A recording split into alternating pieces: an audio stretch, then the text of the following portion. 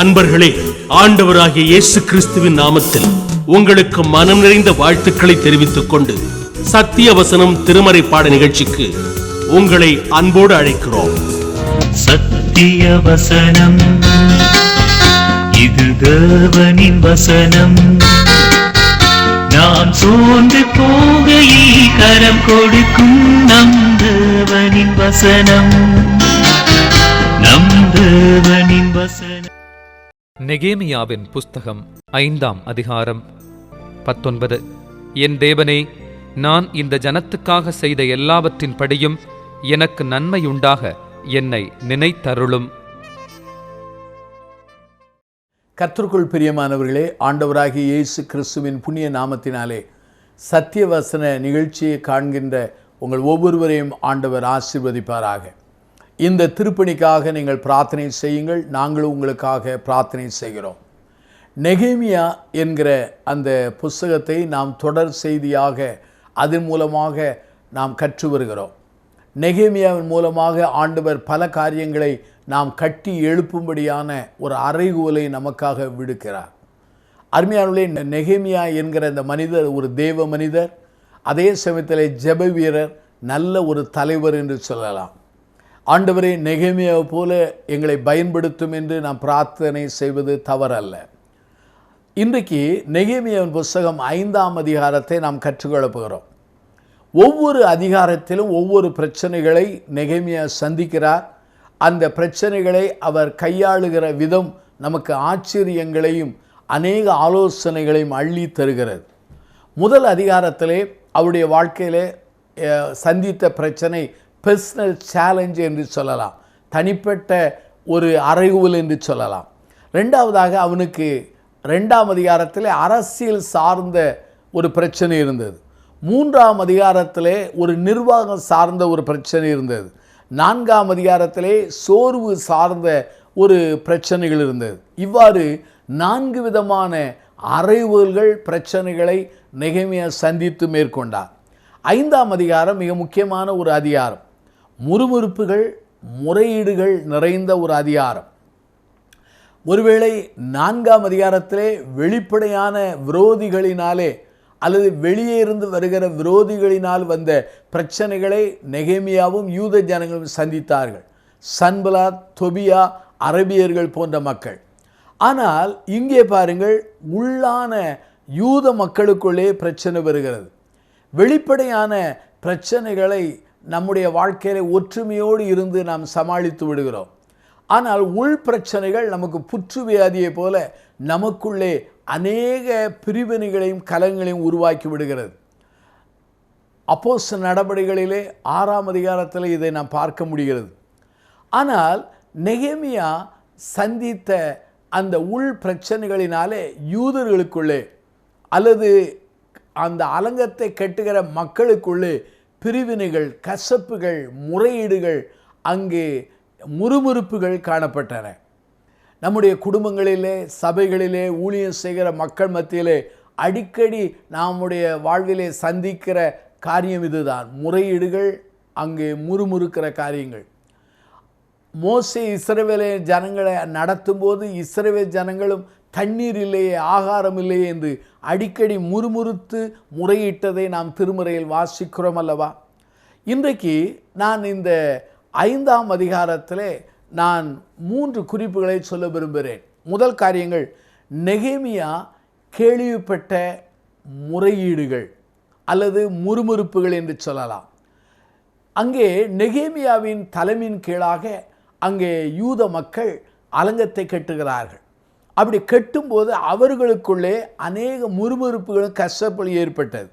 நெகேமியாவின் புஸ்தகம் 5ஆம் அதிகாரம் 1லிருந்து 5 வசனங்களை எடுத்து நீங்கள் வாசித்து பாருங்கள். தயவு செய்து வேதாமத்தை வைத்திருக்கிறவர்கள் அதை திருப்பி பாருங்கள்.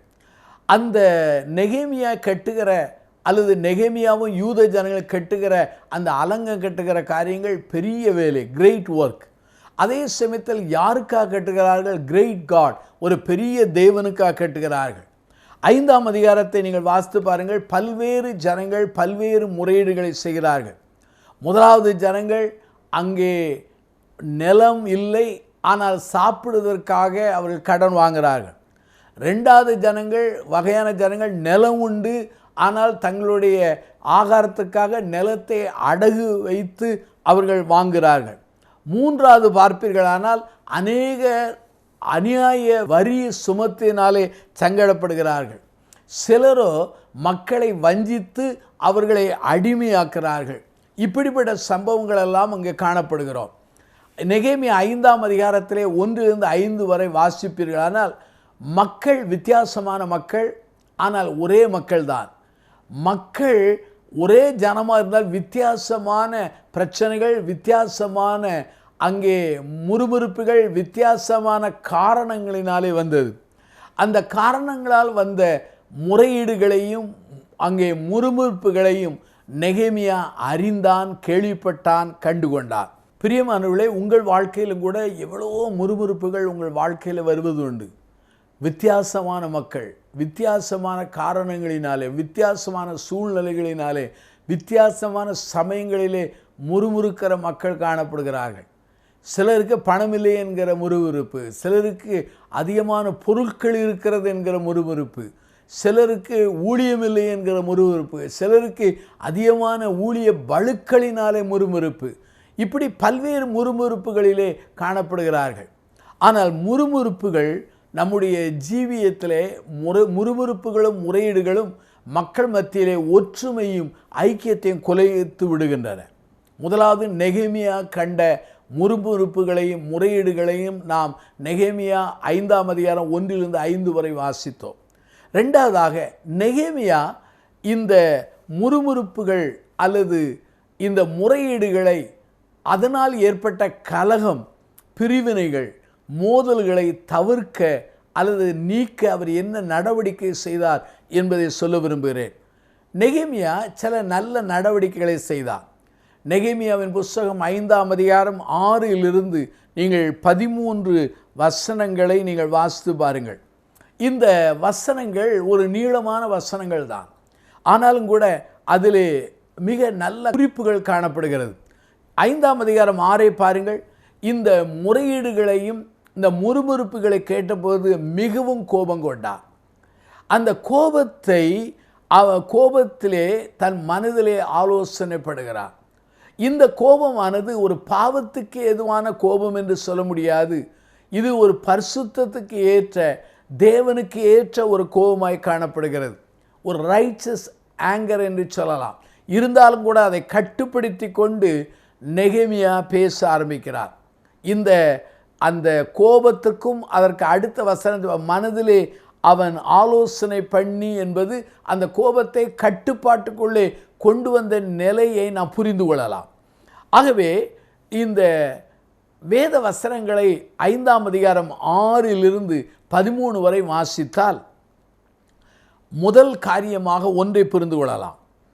நெகேமியா அந்த ஜனங்களை அன்புக்கு நேராக அழைக்கிறார். He appealed to the love என்று சொல்லலாம். ஏனென்று சொன்னால் செல்ஃபிஷ்னஸ், சுயநலம் தான் அநேக பிரிவினைகளை உருவாக்குறது. ஆகவே நெகேமியா ஜனங்களை அன்புக்கு நேராக அழைக்கிறார். 5ஆம் அதிகாரம் 7 பாருங்கள். 7வது வசனத்திலே அவர் அழகாக சொல்கிறார், அதிகாரிகளை கடிந்து கொண்டு அவர்களை ஏன் வட்டி வாங்குகிறீர்கள் என்று சொல்லி கடிந்து கொண்டு நாமெல்லாம் ஒரு ஜனம் என்பதை அவரை புரியும்படியாக ஜனங்களுக்கு விளக்குகிறார். ஆகவே அன்புக்கு அழைக்கிறார். அந்த வசனத்திலே பாருங்கள், அங்கே அவர் உங்கள் சகோதரர் மேல் என்று சொல்கிறார். நெகேமியா 5ஆம் அதிகாரம் 7 சகோதரர் என்கிற அந்த வார்த்தையானது நெகேமியா அன்புக்கு அழைக்கிறார் என்பதை வெளிப்படுத்துகிறது. இரண்டாவதாக நெகேமியா தேவனுடைய மீட்பு தன்மையை சொல்கிறார். 5ஆம் அதிகாரம் 8 பாருங்கள். அங்கே வசனம் சொல்கிறார், நாங்கள் எங்கள் சக்திக்கு தக்கதாய் மீட்டு இருக்கையில் நீங்கள் திரும்ப உங்கள் சகோதரரை விற்கலாமா என்று சொன்னார். இஸ்ரவேல் ஜனங்களை எகிப்தினுடைய அடிமைத்தனத்திலிருந்து மீட்ட ஆண்டவர், பாபிலோனுடைய சிறையிருப்பிலிருந்து இஸ்ரவேல் ஜனங்களை மீட்ட ஆண்டவர். ஆகவே அந்த மீட்டு கொண்ட அந்த தன்மையை ருசித்து புரிந்த இந்த ஜனங்கள் தங்கள் சகோதரரை இன்னும் அடிமைத்தனத்துக்கு பண்ணுகிறீர்களே என்று சொல்லி அவர் உரையாற்றுகிறார். அப்படியான ஒன்று அன்புக்கு அழைக்கிறார், இரண்டாவது தேவனுடைய அந்த மீட்பின் தன்மையை அவர்களுக்கு புரிய வைக்கிறார். மூன்றாவதாக அவர் 5ஆம் அதிகாரம் 9 நீங்கள் வாசிக்கும் பொழுது அவருடைய வார்த்தை என்ன? நீங்கள் தேவனுக்கு முன்பாக பயந்து நடக்க வேண்டாமோ என்று சொன்னார். அவருடைய செய்கைகளை, நடவடிக்கைகள் தேவனுடைய வார்த்தைக்கு முரண்பாடாய் இருக்கிறதை அவர் விளக்கிச் சொல்கிறார். உபாகமம் 23ஆம் அதிகாரம் 19 20 வசனங்களை வாசித்து பார்த்தால் உங்களுக்கு புரிந்து கொள்ளலாம். ஆகவே முதலாவது அன்புக்கு அழைக்கிறார், இரண்டாவது மீட்பின் தன்மையை ஞாபகப்படுத்துகிறார், மூன்றாவதாக அவர்களை வேத வசனத்துக்கு நேராக கொண்டு வருகிறார். நீங்கள் தேவனுக்கு பயந்து நடக்கவில்லையா என்று சொன்னார். அப்படி நடக்காதனால் நல்லதல்ல என்று சொன்னார். நான்காவதாக அவருடைய வாழ்க்கையிலே தேவனுடைய கிருபையினாலே தங்களுடைய சாட்சி தன்மையை அவர்கள் ஞாபகத்தில் கொள்ள அழைக்கிறார். 5ஆம் அதிகாரம் 9 பாருங்கள். இவளுடைய நடவடிக்கைகள் தேவனுக்கு அது மகிமையை கொண்டு வராது, புறஜாதிகள் தேவனை தூஷிப்பதற்கு ஏதுவாகிற தன்மையாய் காணப்படும் என்பதை அவர் விளக்கிச் சொல்கிறார். அங்கே 5ஆம் அதிகாரம் 9 பாருங்கள். அங்கே தம்முடைய பகுஞ்சராகிய புறஜாதியார் நிந்திக்கு நிமித்தம் உங்களுடைய நடவடிக்கைகள், உங்களுடைய செயல்கள், நீங்கள் பிறரை அடிமைப்படுத்துகிற காரியங்கள், பிறருக்கு அநியாய வட்டி வாங்குகிற அந்த நிலை காரியங்கள், இவைகளெல்லாம் தேவனுக்கு மகிமையை கொண்டு வராது, புறஜாதியார் தேவனை நிந்திப்பதற்கு ஏதுவாகும், அவை சாட்சி கெட்டு போகிறதை அவர் விளக்கிச் சொல்கிறார். அது மாத்திரமல்லாமல் தன்னுடைய செயலை அவர்களுக்கு முன்பாக மாதிரியாக வைக்கிறார். 10வது வாக்கியத்தில் பாருங்கள். நானும் என் சகோதரரும் என் வேலைக்காரி இவ்விதமாக அவர்களுக்கு பணமும் தானியமும் கடன் கொடுத்திருக்கிறோமா, இந்த வட்டியை விட்டு விடுவோமா என்று சொன்னார். நெகேமியாவும் அவனுடைய கூட்டாளிகளும் இந்த தவறான நடவடிக்கைகள் அவர்கள் கையாளவில்லை, நேர்மையான காரியத்தை செய்திருக்கிறோம், ஆகவே இதை விட்டுவிடுங்கள் என்று சொல்லி அழைத்து தன் மாதிரியை சொல்கிறார். கடைசியாக அவர் சொல்கிற ஒரு காரியம், இதையெல்லாம் செய்ய நீங்கள் மறுப்பீர்கள் என்றால் தேவன் நியாயம் தீர்ப்பார். அங்கே 5ஆம் அதிகாரம் 13 பாருங்கள். என் வஸ்திரத்தை உதறி போட்டு இந்த வார்த்தையை நிறைவேற்றாத எந்த மனிதனையும் அவன் வீட்டிலும் அவன் சம்பாதியத்தில் இருந்து தேவன் உதறி போட கடவர் என்று சொல்லி தேவனுடைய நியாய தீர்ப்பை அவர் சொல்ல ஆரம்பிக்கிறார். அருமையான என் சகோதர சகோதரிகளே, ஆகவே நெகேமியா குற்றச்சாட்டுகளை அல்லது முறையீடுகளை அல்லது முறுமுறுப்புகளை கேட்டதோடு நின்று விடாதபடி அந்த முறையீடுகள் அல்லது முறுமுறுப்புகளை அகற்றுவதற்குரிய புத்திமதிகளை சொல்லி நடவடிக்கைகளை மேற்கொள்கிறார்.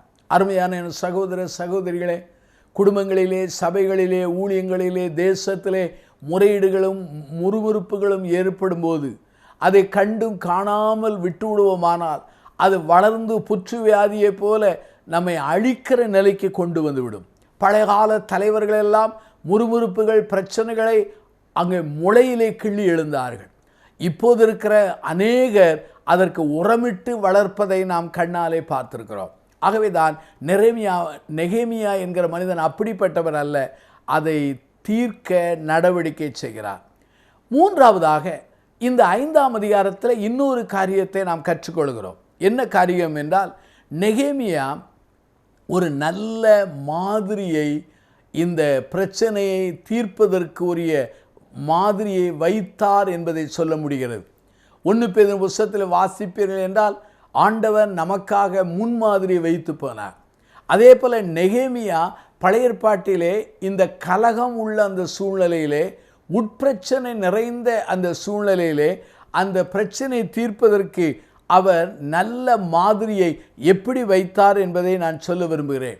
நெகேமியா ஒரு நல்ல ராஜாவின் பானபாத்திரக்காரன், நிலைவரமான ஒரு பணி, ஐஸ்வர்யம் நிறைந்த ஒரு சூழ்நிலை, ஆடம்பரமான ஒரு அரண்மனை வாழ்க்கை, இப்படிப்பட்ட ராஜாவின் முன்பாக தினசரி நிற்கிற நிலைப்பாடு, ராஜாவுக்கு முன்பாக கனம் பெற்ற ஒரு நிலை, இதையெல்லாம் விட்டுவிட்டு 12 ஆண்டுகள் தியாகம் பட்டு அந்த உடைந்து போன அலங்கத்தை கெட்டுவதற்காக வரும்பொழுது அவனுடைய வாழ்க்கையிலே நெகேமியா 5ஆம் அதிகாரம் 15 பாருங்கள்.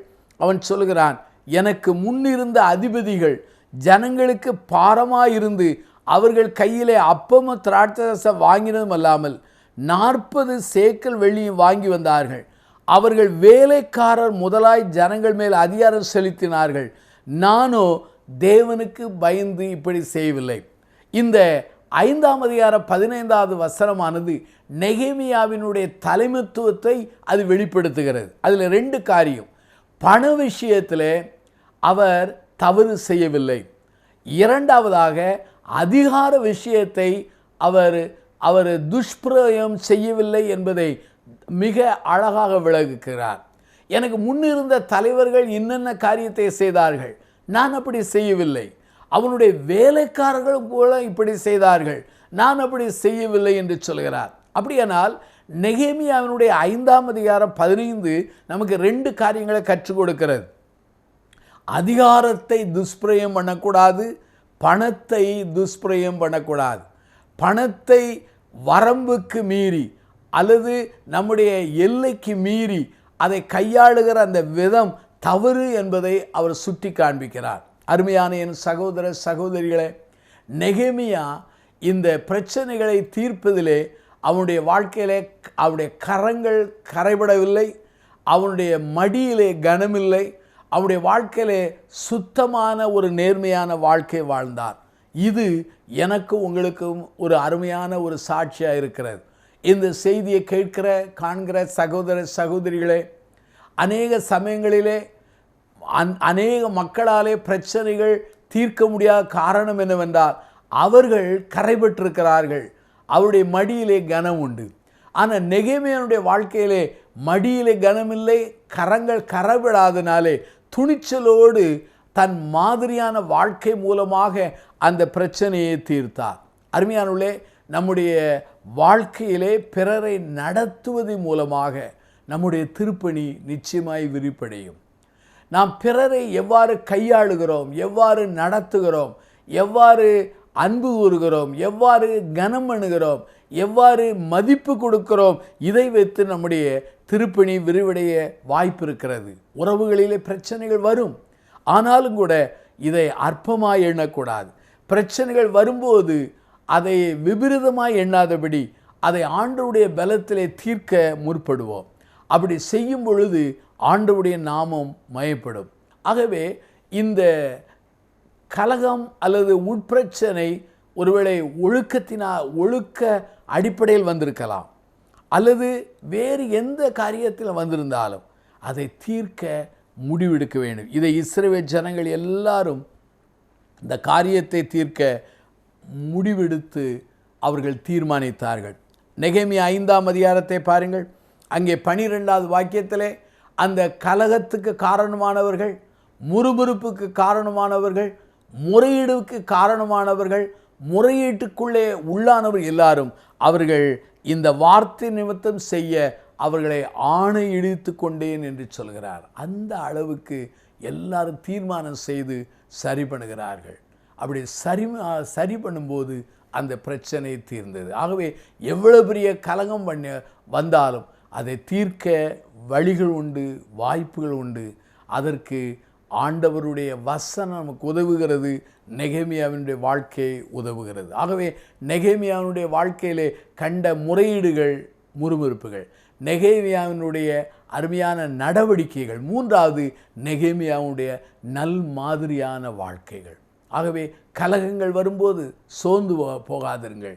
ஆண்டவரை நம்பி ஆண்டவருடைய வசனத்தின் அடிப்படையிலே அதை நீங்கள் தீர்க்க முற்படும் போது நிரந்தரமான ஒரு தீர்வை கர்த்தர் தருவார். கண்களை மூடி பிரார்த்தனை செய்வோம். ஜீவனுள்ள பிதாவே, இந்த நல்ல நாளுக்காக நாங்கள் நன்றி சொல்கிறோம். இந்த நாளிலே என்னோடு எங்களோடு நீ பேசினீர், உம்மை தோத்திரிக்கிறோம். கலகங்கள் வருகிறது, பிரிவினைகள் வருகிறது, ஆண்டவரே முறுமுறுப்புகள், முறையீடுகள் வருகிற இந்த காலகட்டத்தில் அநேக சமயங்களிலே அதை கண்டு காணாமல் இருந்த பாவத்தை மன்னியும். நெகேமியா இதை கண்டபோது அதை தீர்க்க நடவடிக்கைகளை எடுத்தது போல நாங்களும் எடுக்க உதவி செய்யும். அதற்கு முன்பாக எங்களுடைய கரம் கரைபட்டிருக்கிறதா அல்லது எங்களுடைய மடியிலே வேறு எந்த கனம் உண்டா என்பதை புரிந்து கொள்ள உதவி செய்யும். எங்கள் வாழ்க்கையிலே ஆண்டவருக்கென்று வாழ்ந்ததை நினைத்தருளும் என்று அந்த நெகேமியா ஜெபித்தது போல நாங்களும் ஜெபிக்க உதவி செய்யும்.